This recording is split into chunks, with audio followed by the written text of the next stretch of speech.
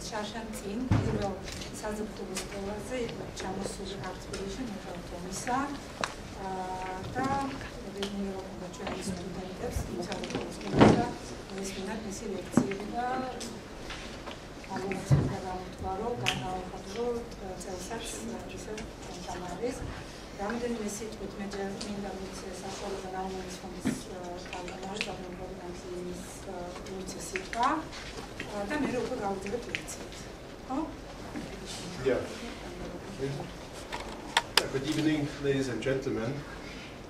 I'm Wolfgang Hill, the representative of the Friedrich Naumann Foundation for Freedom in the Southern Caucasus. That means in Georgia, Armenia, and Azerbaijan.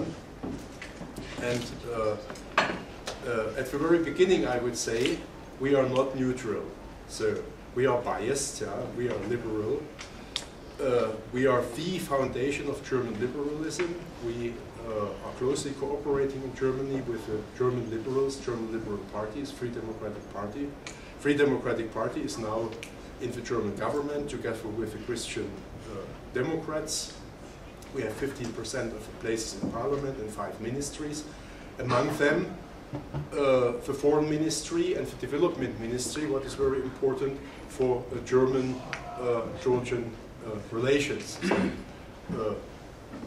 German-Georgian relations are very much made by liberals at the moment. And our foundation is working in Germany, of course, but also worldwide in more than 60 countries. Here in the Southern Caucasus now for 15 years, in Georgia for 8 years. And for all these 8 years, our main topic was the economy, together with our friends and colleagues of the new economic school, Pata Sheshelice and Dia Jandia. And you may ask, but why? Why is the economy for you so important? Because we think that the economy is the key for the solution of all problems here in the Southern Caucasus. First of all, because we speak first of all about the individual people, how they live today, how they will live in 2 years, or how they will live in 10 years, but not in 500 or 1,000 years. We leave with other questions to the philosophers. So,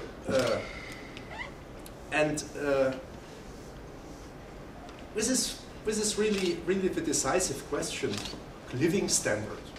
This is not a secondary question, and by no means the people here in the Southern Caucasus, not the Armenians, the Georgians, or the Azeris, should say, "Oh, we have such a difficult situation, so many conflicts." And the economic questions we will discuss later. Now we have to solve our problems, and then we come back to the economy.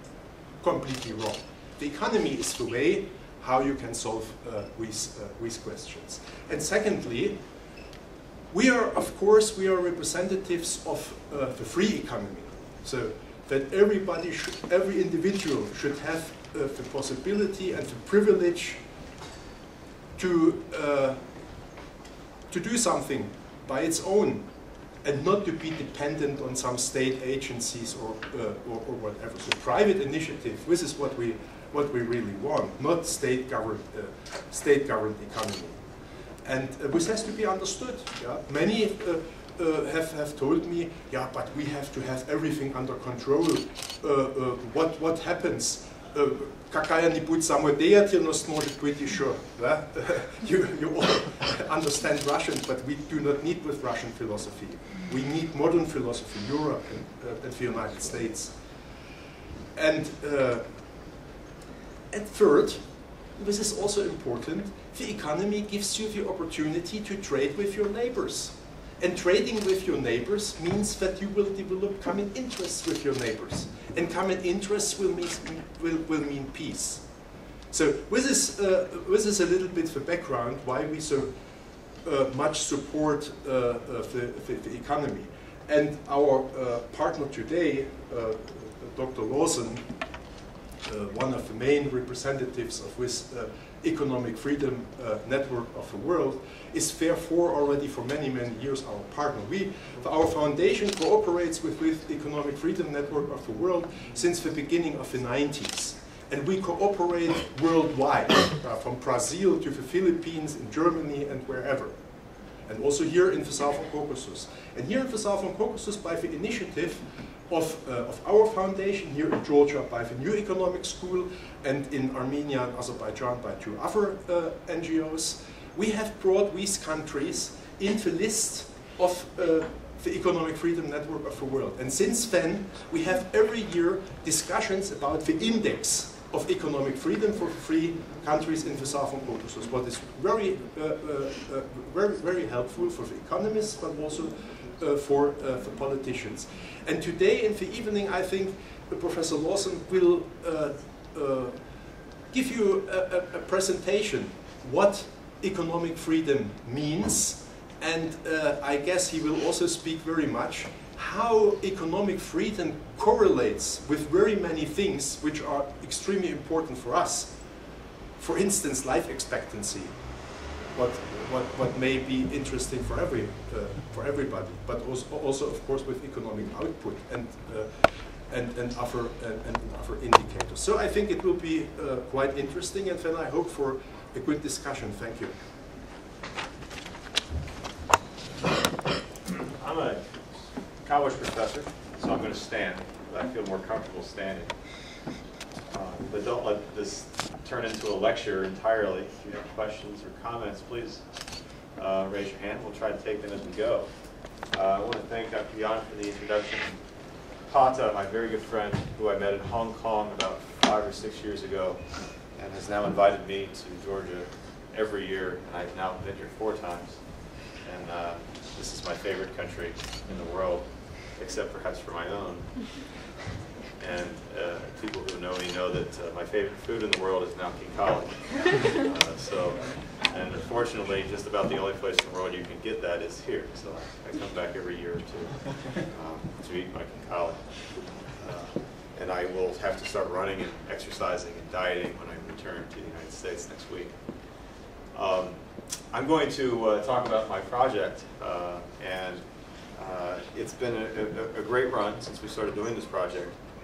But I want to begin with the big picture. And in the United States, when I give this talk, I usually spend a lot of time telling the students or explaining to the students about the differences between 2 world visions. On the one hand, there's Adam Smith, and on the other hand, there's Karl Marx. And for better or worse, these 2 individuals become identified with 2 very different ways of thinking about the world we live in. Smith advocated a world, what he called natural liberty. You might call it free markets, you might call it capitalism, you might call it economic freedom, as we do, various names, but they all basically boil down to, as Dr. Yan said, a really central role for individuals and individual liberty. It's about private property, not state property. It's about freedom to trade with other people, those people in your own country, but also people in other countries. It's about being able to do your business, hire workers, contract with suppliers, sell your products with very few rules and regulations. It's about freedom. That was Smith's view. On the other hand, for better or worse, the other individual identified with the other school of thought is Karl Marx. He needs little introduction to this part of the world, I'm afraid. And Marxism and socialism associated with his ideology, of course, is the opposite of that. It's about the good for the, it's about the collective. It's not about the individual, it's about the whole society. And the idea that rather than let individuals plan their lives as they see fit, instead, individuals must fall into line with some central plan. Central plan as identified by bureaucrats or by parliamenticians or dictators or something like that.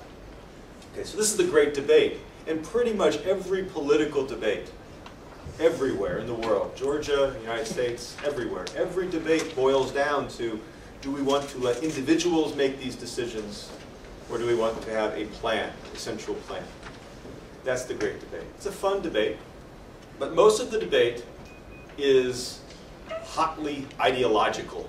It's very fierce. Do you argue with your friends sometimes about these things? I used to. I still do. Most of the debate looks like this, though, yes? I would say to my friends when I was a college student 20 years ago, I would say, free market capitalism works better. And they would say, no, it doesn't. And they would say, socialism works better. And I would say, no, it doesn't. And I would repeat myself. And they would repeat themselves. And I would repeat myself. And we would drink more beer. And we would repeat ourselves. At the end of the day, none of my friends who were socialists, and they're still friends, I respect them,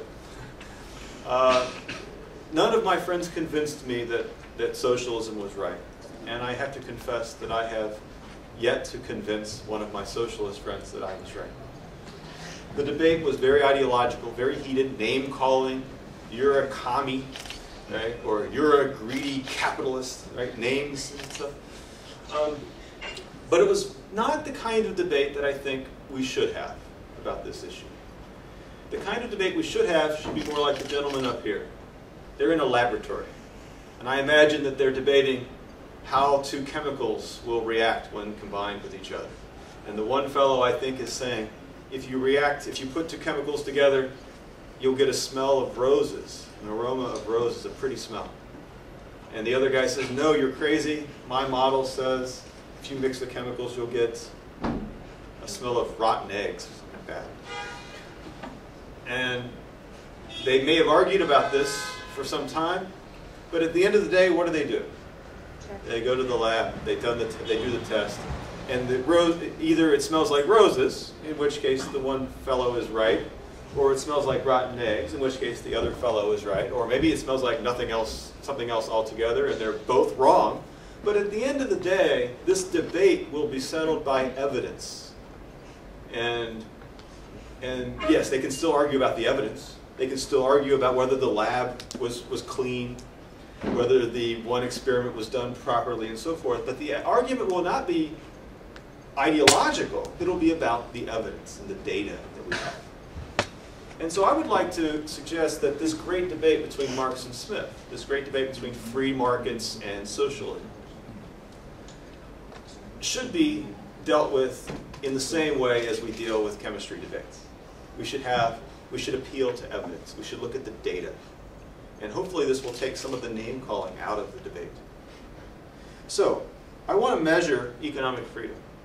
Now, why do I want to measure economic freedom? Because I want to start to be an empiricist. I want to use data.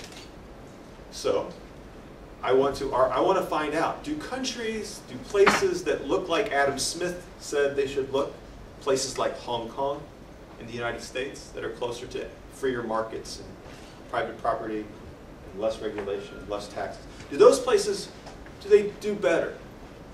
Or do they do worse compared to those places that are socialist, that have high taxes and high government regulations, things like that? So I want to do a measurement of economic freedom, or capitalism. Because once I have the measurement, then I can start to ask these empirical questions about how the world works. So economic freedom is these things I've mentioned. It sounds kind of fuzzy, maybe, complicated. Freedom, how do you measure that? It's not like measuring the length of a table. You take a tape measure and you can measure how far the table is and so forth. But we measure things that are hard to measure all the time. We measure gross domestic product as economists, which is fuzzy. Gross domestic product is all the goods and services we make. Well, that includes a lot of very diverse and complicated things, and yet we boil it all down to a single number.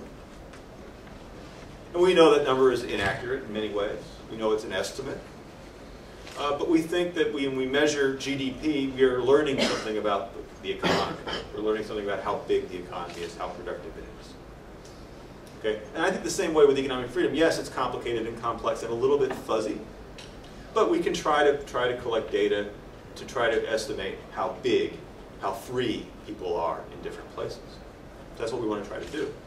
And the approach that we have, and I should mention my co-author is Jim Gwartney, a famous professor in the United States, I think. He's at Florida State University. He and I have been doing this project, And we made a decision very early on that when we were going to measure economic freedom, we would try to use only publicly available data. So any one of you, in fact, could do what I do. You could go to the internet, and maybe you have to buy some data from the World Bank or from other groups, but you could actually put together the Economic Freedom Index, and you should get exactly the same answers. If you follow the recipe that we have, you should get the same answers that we have. All of the data are publicly available. It's important to know that Georgia's rating is not my opinion of whether Georgia is free or not. It is what the data say. It's all about the data. Now the data may be wrong. PATA is constantly sending me emails. Lawson, you've got that data wrong. It's wrong. It's wrong. Okay, fine. Yes, but it's about, the argument is about the data. It's not about my opinion of Georgia or PATA's opinion of Georgia. It's about the evidence that we have available in the world. So we collect data. 141 countries currently rated. Almost all of the important countries, for sure. 42 different variables, and they're collected into 5 different areas. So mostly we'll talk about the 5 areas. The data sources are groups that you've all heard of: IMF, World Bank, World Economic Forum, PricewaterhouseCoopers. IMD stands for Institute for Management Development, I think it's in Switzerland. There's an American company called PRS Group. It's a private firm in the United States that produces data, and I buy their data. It's very expensive.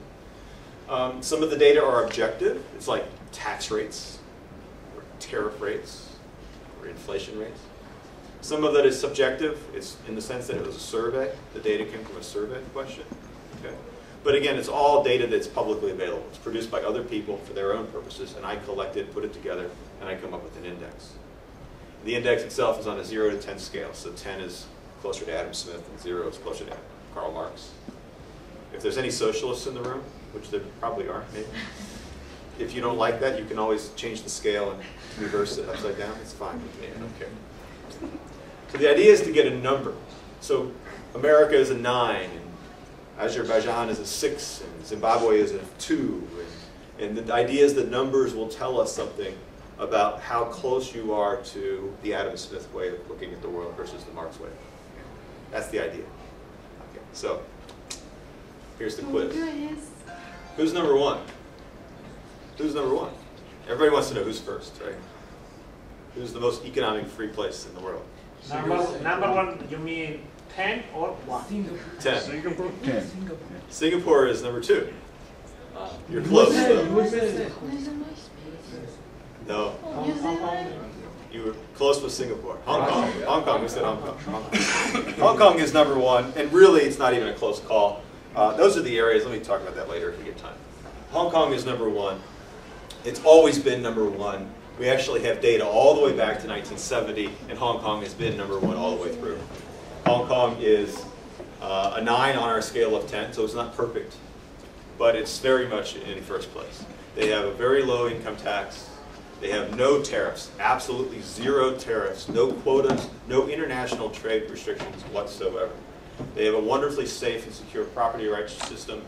I would be very comfortable myself being in a Hong Kong court. If I had a contract to speak with someone, I would trust the court in Hong Kong very much. I would in fact trust them more than I would trust an American court, to be honest. To be fair. Hong Kong has very few regulations. I think they have the lowest, or the least regulations, or the best rating we have in regulations in the world.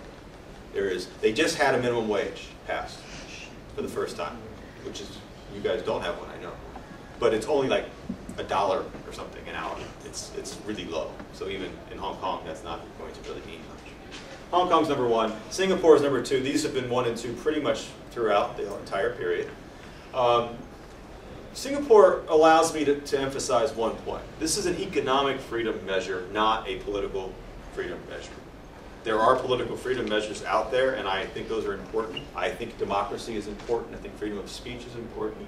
Singapore doesn't have a very good democracy or a lot of freedom of speech, and that is a problem for them. But our measure is narrowly focused only on economic, basically business freedom. Having said that, you'll notice the rest of the countries in the top 10, they're all liberal democracies, pretty much. Hong Kong is kind of a messy too because of China now, but they have votes there. It's pretty free and open. But everybody else is pretty much a free democracy. So one of the questions that people ask is, what's the relationship between economic freedom and democracy and freedom of speech and things like this, the answer is, in general, they run together very nicely. There are some weird countries like Singapore that have a lot of economic freedom, but not a lot of political freedom. But for the most part, the two concepts, the two freedoms, economic and political, they're not really conflicting with each other. The United States is now 6th and has been going down, and people are always asking me what's going to happen. You'll notice the date says 2007. This is from the 2009 report, but the data are from 2007. All of the reports are 2 years behind. It's like a physicist. It's like 2 light years away for the information to get up to me. It takes that long for all these statistics and surveys and so forth to be done and collected. It's published, and then I get them. So it's about 2 years of a lag. So people are asking me now, what's going to happen to the index for the United States with the bailouts and General Motors and all this? I think it's not good, but I can't really be sure until, I won't know about 2010 until 2012. So ask me then. I'll come back in 2012. So that's the top 10. This is a list of countries in the index that are longer, a longer list of more notable countries, larger countries. I don't have your country here. Georgia's 42nd on the list. So right around Sweden. 7.25. With a 7.25 score. It's between Sweden and Africa. This list here is organized. First of all, the colors mean something. The colors are quartiles. So blue is the top 25%, green is the second 25%, and so on. Of course, I use red for the bottom 25%, right? That makes sense. So you'll see the list of countries. Just a few quick observations. You'll see France and Sweden. And in America, we always argue about whether we should be socialists like France or socialists like Sweden. Well, the reality is France and Sweden are really not socialist. They're fundamentally market economies. Most property is private. Yes, they have a lot of taxes and a lot of regulations, particularly labor markets. But most businesses are private. Most goods or services are sold in private markets with unregulated prices. And for the most part, trade is free into and out of these countries. They're market economies. They happen to have a lot higher taxes than countries like the United States and Hong Kong. But they're fundamentally, structurally speaking, they're market economies. They don't have a Gosplan that tells everybody what to do, right? It's not like that. In contrast, you have countries like Venezuela now. Venezuela doesn't quite have a Gosplan, but they have almost the same thing. His name is Chavez, and he is nationalizing industries, and he is directing pretty much, and his ministers are directing pretty much every aspect of economic activity in Venezuela. That's real socialism, as you know. And I think that the debate between whether the United States is different than Sweden is an important debate, but it's not nearly as important a debate as whether you should be like the United States or Sweden or Venezuela. That's I think the important debate. Zimbabwe we won't talk about. What a disaster. It's dead last, 141 out of 141. And that has not always been the case. In the 1980s, Zimbabwe would have been one of the best rated countries in Africa, with the exception perhaps of South Africa and Botswana. And now is dead last, not only in Africa, but dead last in the world. It's really a tragedy, as you all know. People are literally starving to death there.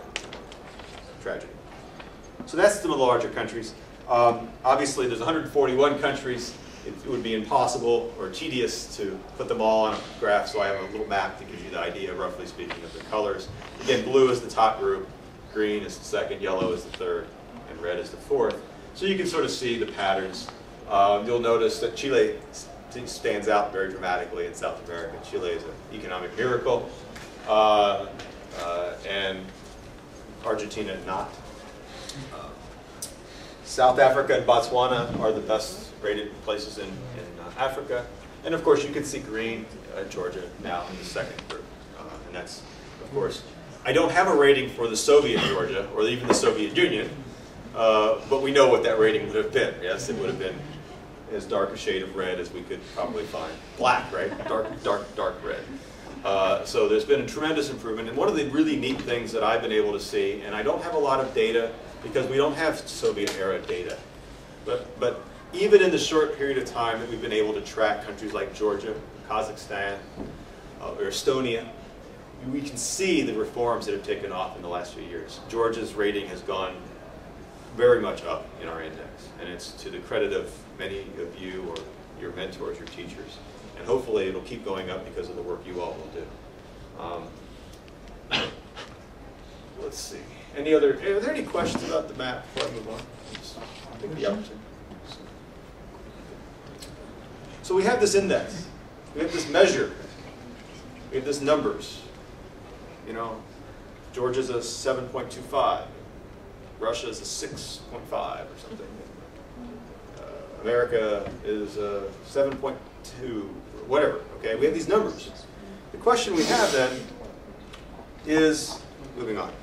The question we have is, does it smell like roses or does it smell like rotten eggs? I mean, what are the characteristics of countries that pursue Adam Smith's way of organizing the world?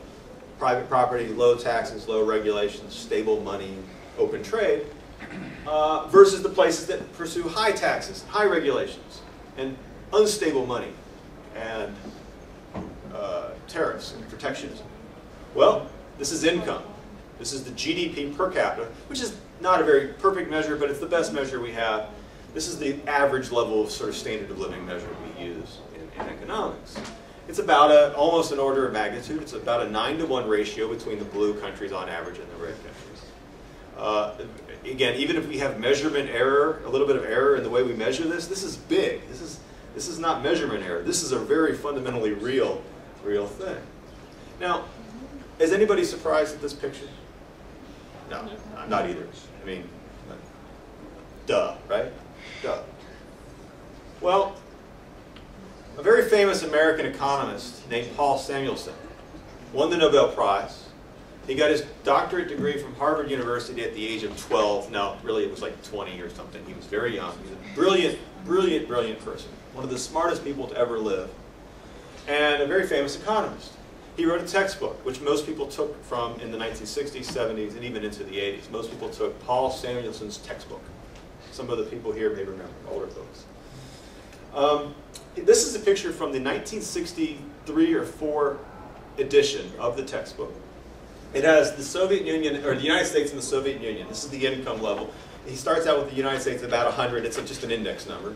But he estimates that the Soviet Union was about half the income of the United States in 1960.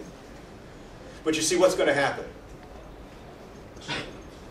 The Soviet Union is going to grow faster. And America is going to grow slower. And sometime, I don't know, around 80 to 90, the Soviet Union will be as rich or richer than the United States. This is Paul Samuelson, famous economist, won a Nobel Prize, smart person. He could not have been more wrong, right? I mean, you cannot. There is nothing you can be more wrong with. In fact, this is the 1975 edition. It's exactly the same picture, except that he just changed the dates. You see, it's just because it isn't working out, so he just changed the dates. I see. And what I would like to suggest to you is that how is it that Paul Samuelson got away with this nonsense for this was in the textbook for 30 years. They finally took this graph out, I think, in 1984 edition. It was in there for 20 years anyway. How is it that he got away with something that was so obviously wrong? The answer is there's no data here. This is an assertion on his part. He simply asserted that his model, his view of the world suggested that Russia, Soviet Union, would grow faster than America and would overtake America in income. That was an assertion. There was no evidence. But now, how do I go backwards? We have evidence. No one can get away with this picture today, right? Because now we have this picture, right? And that's the beautiful thing about dealing with data. People cannot say things that are obviously wrong and get away with it when you have data to present with them and show you, well, that's not true. That's not true. Okay? We don't have to argue about ideology. We just have to argue about the data. It changes the debate fundamentally in a way, by the way, that works for people like me who like freedom. So that's Samuelson. Now, the second argument you oftentimes hear is that free market capitalism maybe makes you wealthier, but the problem with capitalism is the way in which it treats the poor, or the way in which it creates too much inequality. Many people say free market capitalism or economic freedom causes inequality. It's an assertion that people make a lot. Well, I collected some data. I've got the economic freedom measure same way, and I've collected the income share of the bottom 10% of the population. This is the percentage of total income that the bottom 10th earn. Well, as you can see, roughly speaking, wherever you are in the world, whether you're in a red, yellow, green, or blue country, roughly speaking, the bottom 1/10, the poorest 1/10 of the population earns somewhere between 2 and 3% of total income. And it doesn't really matter whether you have a lot of economic freedom or a little bit of economic freedom. So the next time someone says free market capitalism causes inequality, show them this picture and say, well, maybe you're right, but the data don't really seem to back that up. Right? Now, usually what people do when they want to make this argument is they cherry pick special cases. They'll pick Sweden and the United States, and they'll say Sweden is socialist, which it really isn't, but they'll say that. And then America is capitalist, which it really isn't, by the way, and they'll say that. And they'll say Sweden and the United States, and Sweden is more equality, which is true, than the United States. That's true. So if you pick two countries that fit your view, yeah, you can tell the argument. But I didn't pick two countries. This has got like 100 countries here. This is pretty much all the countries you have data for. So don't let people cherry pick one or two countries that fit their story. Get all the data and see if it's true generally. And in fact, it's not true generally that economic freedom is in conflict with equality. I think equality is important, by the way. I'm not making light of it. I think it's important, but I do think it's really hard to understand why some countries have more equality and other countries have less. I think that's an important question that should be studied, but I don't think it has much to do with the economic freedom that exists in the country. Other stories. By the way, if you are in the bottom 1/10 of the population, you would be better off in a blue country. This is the level, not the share. This is the level of income. And really, this is just the mirror image of the first picture, but it illustrates the fundamental point that you'd rather be in the bottom 1/10 of the population in a blue country, probably than the top 1/10 in a red country. So the level of income, the level of well-being is really much better, even for the poorest of society. For reference, in the United States, the number is about $14,000. The average person in the bottom 10th of the United States is about $14,000. That's an enviably high amount of income. Most people in this country would be deliriously happy to earn half that amount, I'm sure. Right? So this is a very important point. Okay. Let's move to some other more qualitative measures of life. We talk a lot of economists, we like to deal with numbers and growth rates and money and stuff. Let's talk about some qualitative things. I've got a lot of charts here, and I'm only going to show you a few because I'd like to get some questions perhaps and some conversation. But this is life expectancy, and it's my favorite in a lot of ways. It's really a shockingly large difference between the blues and the reds, for example. It's about 20 years. If you die at age 60, you probably don't get to see your grandchildren grow up. You may see your grandchildren be born, but you probably won't see your grandchildren grow up and get married, and you certainly won't be seeing grandchildren.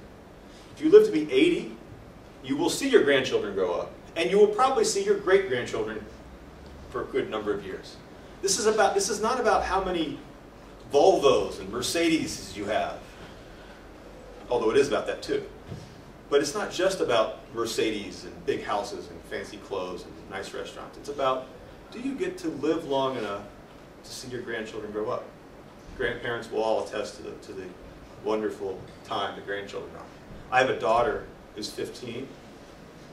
I really am looking forward to grandchildren. I wish you could have grandchildren without having children first, because I hear grandchildren are great. Children, not so much. But apparently you have to have children first. It's a law.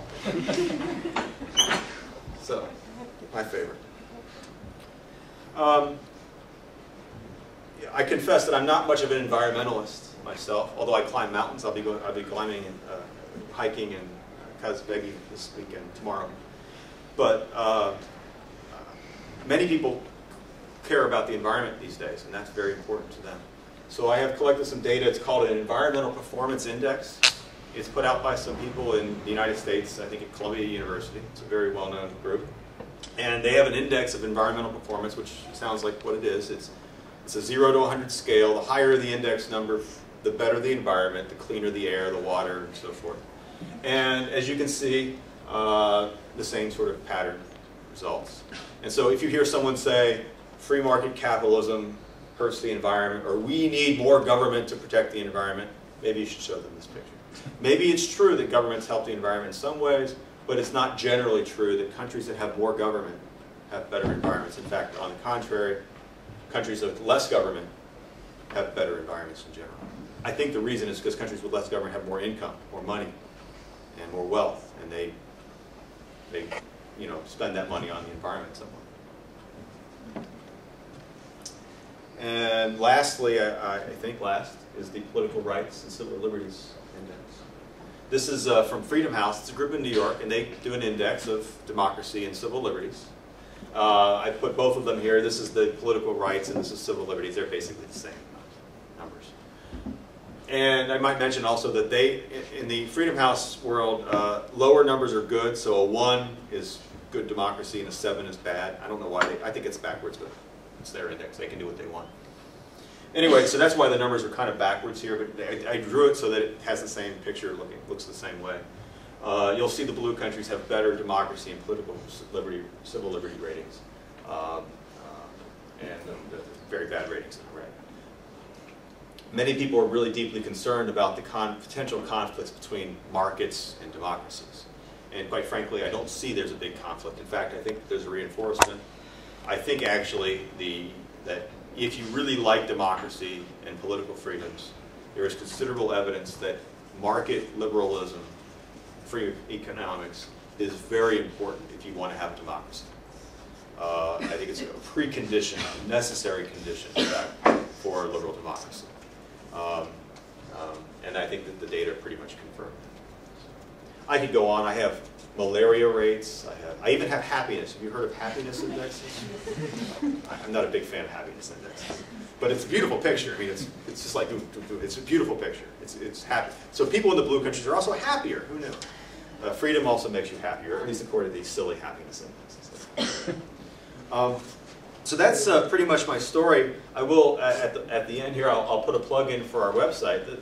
The website is called freetheworld.com. It's hosted by our senior publisher, which is the Fraser Institute. We actually have co-publishers in 79 or 80 countries, and NES is our co-publishing group here in Georgia. But the Fraser Institute is sort of the mothership. They're in charge of the overall project, and they organize this website. And if you go to the website, you can see the report. You can download the report. It's free. You can download the data in an Excel spreadsheet, so if you want to run regressions and play with the numbers, you can do that. Make your own little charts like I have. You also can find in the reports a lot of chapters that are specially written chapters. So we have a chapter written by William Easterly, a big New York University economist, about foreign aid and economic freedom. And he finds that foreign aid from America tends to be given to countries with bad economic freedom. And we have a chapter in one of the editions on peace, and a fellow named Eric Gartsky. It's a wonderful paper, a wonderful chapter on how countries that have a lot of economic freedom are much, much less likely to have wars with each other. And countries with low economic freedom are much more likely to have wars. And so there's a lot of neat chapters and research that you can find. And out there in the real world in economics and the journals, there are hundreds and hundreds of studies that have been done, and you can find them as well. That's very nice. But the website has a lot of links and information to the research that's been done, and also to the various editions of the text of the book itself, the report. With that, I think my spiel is done, and I'd be very pleased. Thank you for coming out, by the way. American students at 7 o'clock in the evening are usually not hanging around going to lectures, so I really appreciate your time. Questions? Yes, sir. Yeah.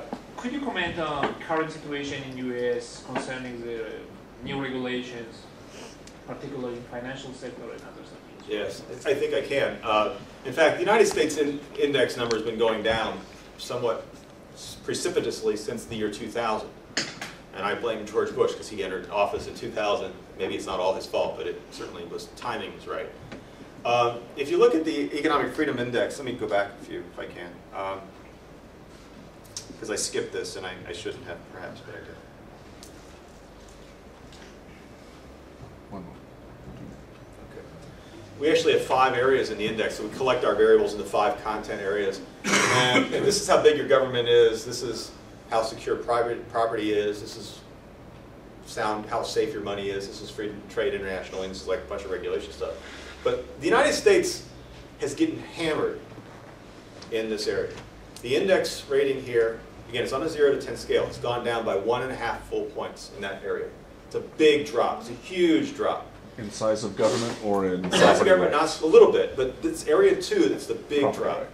We have 7 different variables from 3 different sources, and they're all saying that the United States, the judges are becoming less independent, the political process. There's a survey question on the security of property rights. That number's gone down. There's just a real general sense, and this began long before the current crisis, that private property rights in the United States are not as secure as they used to be. There are a lot of explanations for that. It might be 9/11, you know, have to take our shoes off at the airport now, and the government is torturing people that we hear about, and they're reading my emails and nonsense like this now. But it's also, that's part of the, so what's happening now? I can't be sure, but I can tell you many Americans are very, very concerned about the response of the American government to the financial crisis. I mean, the United States government historically does not own companies. They don't buy shares of stock in companies. Historically, 0. Now we are the shareholder for General Motors and Chrysler. We own the companies. This is unprecedented in the United States. Essentially, we nationalized 2 car companies. This is not something America does historically. We are now, we have the President of the United States essentially rewriting bond contracts and firing CEOs of companies. I mean, this is just shockingly, a shocking attack on property rights in the United States. And a lot of people are concerned about it. And I am 100% certain that the United States rating is going to go down. Again, whatever the data say is what I'll put on in the book, but I would be shocked. Should also mention Area 1. I mean, taxes are going up dramatically. I mean, we just had a major tax increase, a huge tax increase, about 3 percentage points added to our marginal income tax rate, just like that. And it's going to get worse under all the projections under Obama. It's going to get worse. The great inflationary risks now in the economy as well. That hasn't happened yet, but it would not be at all surprising to me if inflation takes off. So I'm very pessimistic on the prognosis for the United States. And Jim, my co-author Jim, says that he thinks the United States is very likely to go down to 15 or 16 in the rankings, which would be a huge decline. And as an American who's somewhat proud of our history as a free country, I'm embarrassed, and I'm not at all pleased with, because my pride is hurt now. You know, I like the fact that we're the shining, you know, the guys, the good guys. I know we're not always acting good guys. But the mythology of the United States is that we're the good guys. I know we haven't always been, but that's the myth we like to tell ourselves. And now we can't even. We're losing even that. I'm not happy. So. Other questions? Yes. Okay, you had just said that our index is quite okay, yes, 7.25. And could you say which variables for us are strong and which we are weak? The lowest rating for Georgia is in Area 2. I think it's around 5.3. And that's the area it's come up. I mean, it's clearly improved. I mean, there's no question. As unsecure as you may think property is in Georgia, it's clearly better than it was 20 years ago. 20 years ago, the Soviet Union, no one had property at all.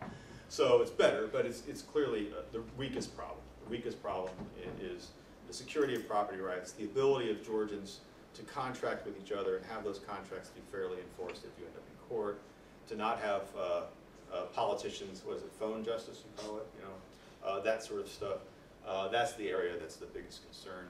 You've done very, very tremendous progress in the regulation area. Very good deregulation. The privatization has helped in Area 1 a lot. You have very low, your tax system isn't enviously.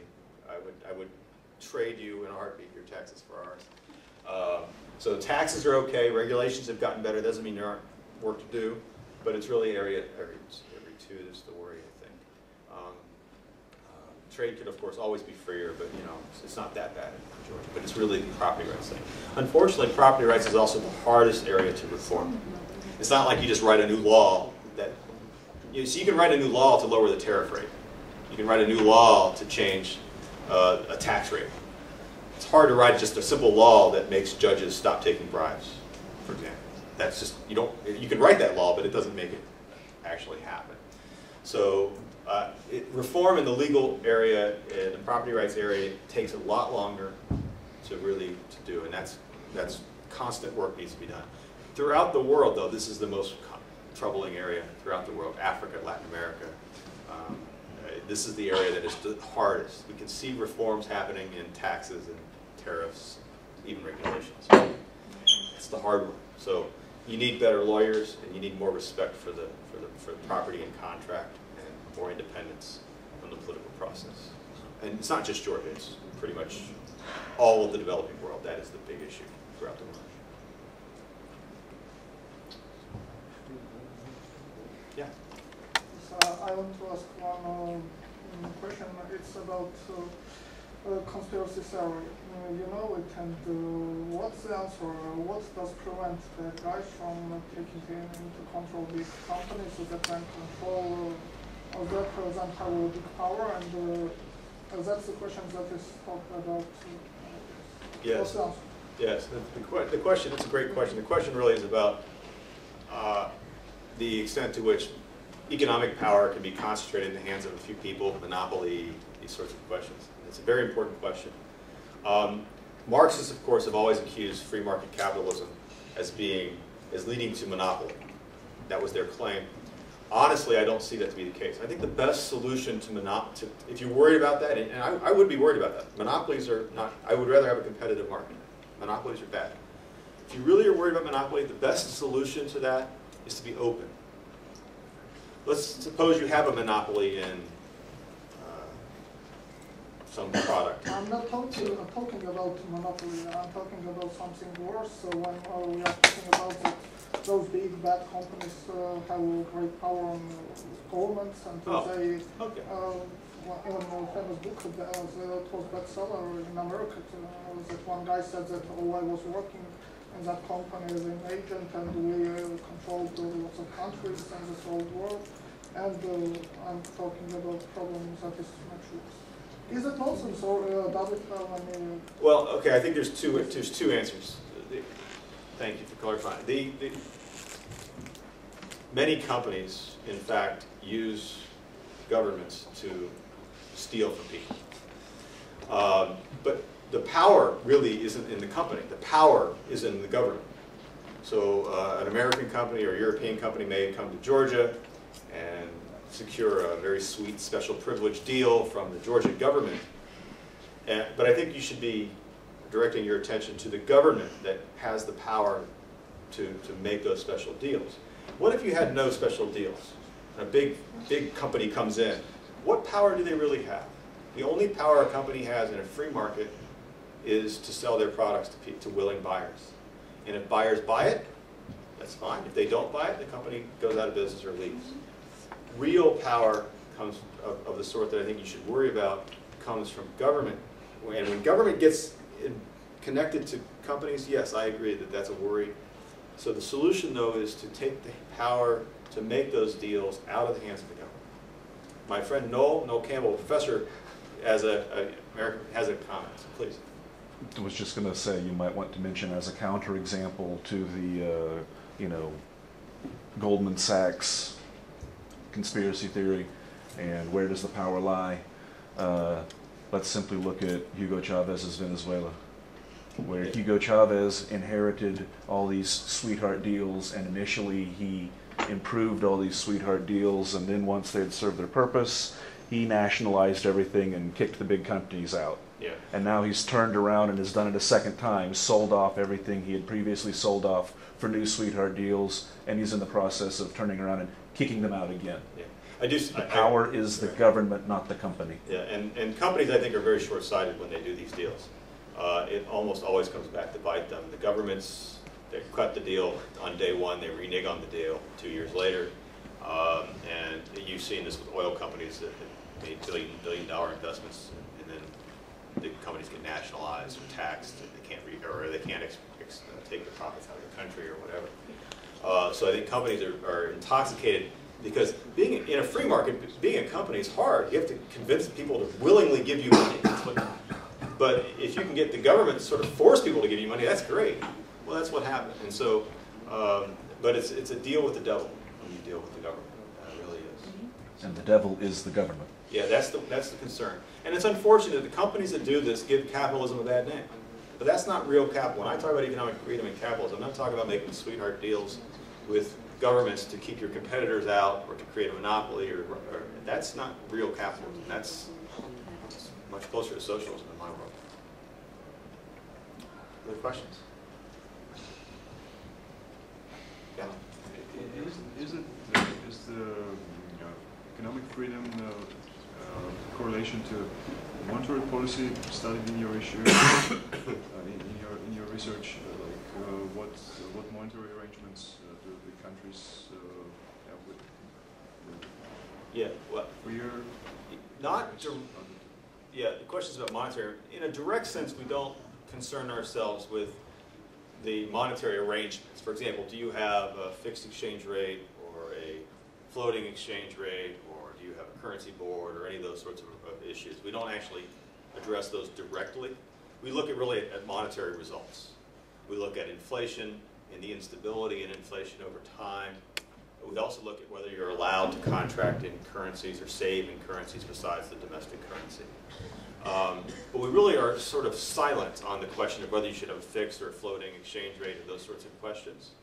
Now, and I have not really looked at too much, but summarizing what I think I know about the literature, the best world is probably to have a currency board pegged or something to a major international currency for small countries. But you can have a flexible exchange rate that works well for a country, and you can have a fixed exchange rate that works well for a country. Likewise, you could have a fixed or floating exchange rate that works very poor. You can find examples of good performance with all those arrangements and bad performance with those arrangements. So I'm a little bit silent, at least with respect to the Economic Freedom Index. We're kind of quiet on which arrangement you should have. The key for us is results. Whatever arrangement you have, keep inflation low, keep it steady, and give people security so that they can save and plan for the future with their lari or their dollars or their euros, and that the government won't steal their wealth with inflation. That's the key. If you have fixed or flexible, I don't care. And the research shows that those results are better in the freer countries rather than... Well, we've included, those better results are part of the index. So the area 3 of the index, to do better on the index, in part you have to have more stable inflation, less inflation and more stable inflation. We consider that to be a core part of economic freedom. You know, I have dollars in my pocket, and if the government inflates those dollars, if the inflation rate is 10% this year, it's just like they applied a 10% tax to those dollars that I have in the wallet. It's just like a tax. And furthermore, if it's in 20% and then 10% and then 5% and then 30%, not only that, I can't even contract with you for more than a short period of time because of the risk associated with the inflation. So high inflation it's a tax, but it's a direct tax, but it's also sort of an indirect tax on our ability to make long-term plans. And I think it's a core part of economic freedom. And throughout the world, not so much lately, although it's probably coming again soon, throughout the world, this has been one of the biggest areas where governments have really ruined people's lives, stolen their money, is through inflation. Most recently, we saw it in Zimbabwe, of course, in the biggest way. I'm afraid that we are going to be talking about money and monetary stability a lot more in the next 5 to 10 years than we have in the last 5 or 10 years. You said that tax rates in the United States are very high and in Georgia are very low. And how attractive is for your opinion investing in Georgia? And why don't invest Americans in Georgia? Well, I don't know to the extent to which Americans are investing in Georgia. I mean, Georgia has assets and debits. You know, the assets, yes, you give a very low tax rate. It's very, that's for sure.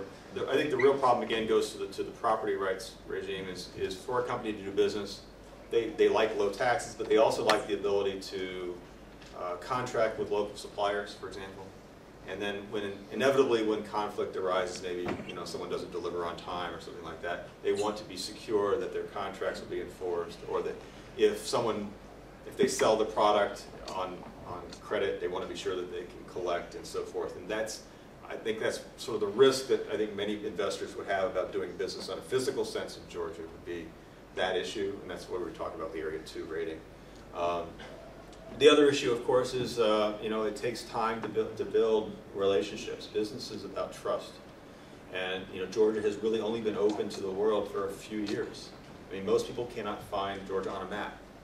The map I showed, because I know Georgia very well, I always point to Georgia and I ask my American audience if anybody knows what that country is, and it's very rare that anyone knows what that country is. You'll get random names too, like African countries.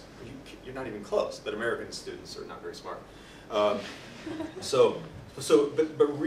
developing investment requires trust. I'm going to shake hands with you, and we're going to be doing business, not just buying and selling. We're going to be doing business with each other for 10, 15, 20 years. Long-term types of like foreign direct investment, that requires a level of trust that frankly takes time. And there's no substitute for time, I think, there. So you've done wonderful things. Here's something you did that was fantastic. You got rid of your stupid visas. If you want to attract foreigners to your country for tourism or for trade or for investment, do not make them stand in dumb lines and give bureaucrats money at the airport or mail their passports off 6 months before the trip. There are too many places in the world, like if I'm an investor, if I want to build somewhere, buy. There are too many places in the world out there where I don't have to do that kind of silliness. So you guys did your decision to stop visas, at least for most of the world, was a wonderfully wise decision. It's a small thing, but it really does matter in the long run. You want to build relationships around the world. And you should be open to the Chinese and to the Indians and Americans, or whoever shows up. Anybody who wants to deal with you, you should deal with them. As long as you deal with it in a fair way, in a handshake, and you don't cheat them, they don't cheat you, it'll work out fine. But openness is the key for prosperity. You're too small to be closed. You're the size of a small American state. Maybe from the German point of view, I could add that for us, it's very important whether there is peace or war. Yeah? And if so many people here in the Southern Caucasus, very high-ranking people talking every day about war, and if everybody likes to have bigger amount of military budget, yeah, this is not an invitation for the German investors. They know what war means. Yeah. I was ignoring the big elephant in the room, which is the geopolitical situation. I was here during the war last time. So. One country that I think is worth studying is Botswana in Africa. Botswana became independent, I think, in 1974, and it's an all-black country. It was administered by the English, of course, but very few white English people or settlers and so on. And to their south, of course, they had a hostile white apartheid government in South Africa who was very, very hostile to Botswana. One of the things Botswana would do would be offer refugee to blacks who were being persecuted in South Africa. So Botswana was, and of course South Africa was big and rich and had tanks and jet airplanes, and they were like the Soviet Union to them. They were this big monster to their south as opposed to the north. What did Botswana do? They made the decision from day one to have no army. Zero. They said, look, Botswana is, at that time they were relatively poor. Now they're not. They recognized that no amount of military spending, 100% of GDP, would not be enough to stop South Africa from invading and taking them if they so chose. And to be perfectly honest, you are in the same situation with respect to Russia. If Russia wanted to be here today, they could be here today, and there's nothing, no matter how much you spend, to stop them. So they chose to just open. They said, "All right, we're here, we're unarmed," and and what would have happened? Would have been a pretty severely bad idea for the South Africans to come in and attack a country with no military. And they didn't. Now maybe that's not, I'm not necessarily saying that's what you should do, truthfully. But having said that, I think it's a worthwhile question, is to what extent does a small country, what do you get with your military? You will stop the Russian army for 3 seconds before they, really, is it really that worthwhile? And what you get with the military is also a lot of taxes to pay for them and maybe other issues associated with the military. So I'm not necessarily giving advice, but there is a country out there that was in a situation that was very similar that chose to be unarmed, and it worked for them. That's one observation. That is, in statistical terms, it's exactly 0 degrees of freedom. So I can't say that this is something that would be workable for you. It's conflicts with Panama, and so it's. By the way, we spend a lot of money on militaries around the world that I think is just flat out unnecessary. It's more about national pride or something like that than it is actual defense. African countries have these huge armies. They really, it's really a waste of resources for many countries. There are real security threats for some countries, and that should be considered. But it is your big problem, though, is how do you convince investors about the security of the physical security of resources in a war. It's a very real problem.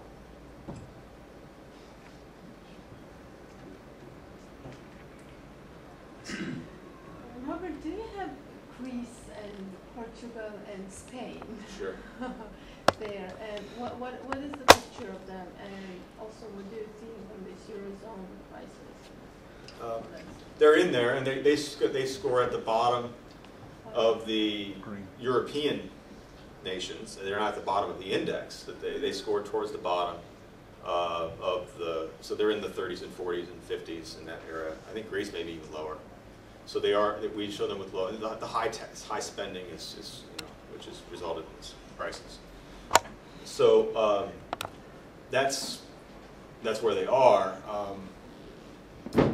As far as the crisis is concerned, there's nothing in the index per se that would necessarily deal with that, except to the effect that if you have high government spending and you have to finance that with credit, and then at some point can't or won't pay it back, and you result in a sovereign debt crisis like we're seeing, then the index sort of indirectly captures that. There's nothing in the index as such that would show that. I don't know even how they, to the extent the austerity that they're projecting for Greece, that'll actually improve their index number. I mean, lower spending will actually make their index number get better. We've actually seen historically several cases where sovereign debt crises have actually resulted in massively positive economic reforms. We saw it in New Zealand and Ireland especially. Both countries in the 80s, late 80s and early 90s, in their different times, both of them were on the verge of default. It wasn't a big multinational crisis like we're seeing here, so it was just sort of one country was having trouble, and this happens all the time, actually. But both of those countries, rather than default, and they decided to do their own austerity program on their own initiative. No IMF involved, no bailouts. They just said, man, we have to cut spending, and we got to cut spending today because we cannot continue to finance these deficits and this interest payments, and Moody's is going to lower our rating. So they did that, and their economic, both New Zealand and Ireland, their economic freedom numbers went way up. They're both in the top 10 now, and their economic growth rates just, wow, they took off. I mean, Ireland put up 5%, 6%, 7% growth rates a year for 15 years. Wonderful, the Irish miracle, people call it. But it was actually a debt crisis that forced Ireland to seriously consider liberal economic reforms. So I don't know what's going to happen in the future for Greece and Portugal, and maybe Ireland again. They're also on the bubble. But I'm hoping that there might be a silver lining, that some of these countries that have just been spending money recklessly, that this might be the wake-up call that they need to move in a more liberal direction. Maybe growth will follow that as it usually does. That's a maybe. The problem is, what incentive does the Greek government have to really seriously reform when the German taxpayer will pay them, will buy them out? I'm afraid that it's called moral hazard. I mean, they really don't have the same incentives now to deal with it like I think they would have otherwise. Yeah. Well, you're only up to 2007, so we don't know how these countries are going to perform during the crisis. But maybe you have a guess, or maybe you have observation from previous crises.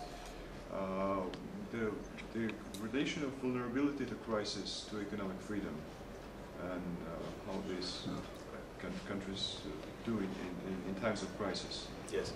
There's how they yes. react to crisis, and maybe how they come out of the crisis also this. Okay. There was actually a very nice paper written by a couple Dutch economists that was in the last edition of the Economic Freedom Report, so the 2009 report, that looked explicitly at financial crises around the world with the index. And they found that, first of all, that there really wasn't, that financial crises occurred, banking crises occurred about as frequently in economic free or low. It wasn't much of a difference. But the big difference they found is that the cost, the severity of banking crises, so the frequency was about the same, but the cost and severity and the length of those crises was much, much lower in more economically free countries. We also saw that, anecdotally, we saw that with the Asian crisis in the late 80s, where all of South Asia got hit with a capital outflow and banking crisis that followed. The countries that weathered that the best were countries that did best on the index, like Hong Kong and Singapore, to a lesser extent Asia and Thailand. Countries like Indonesia, which are very low on the index, they're still not out of it. I mean, it's been 15 years. They're not out of that crisis yet. They really are in a permanent crisis. And the reason is because of I think the low economic freedom. This doesn't make economies flexible enough to handle those kinds of shocks. So the shocks happen. I wish I had a magic bullet or magic potion to stop them. They happen. They appear to happen randomly or around the world. I think it's pretty clear to me, though, that the cost and severity and our ability to manage those shocks is better in the economically freer countries. So you could look in last year's report, go to the website, last year's report, there's a nice study by a guy named Jakob de Haan and a couple colleagues of his.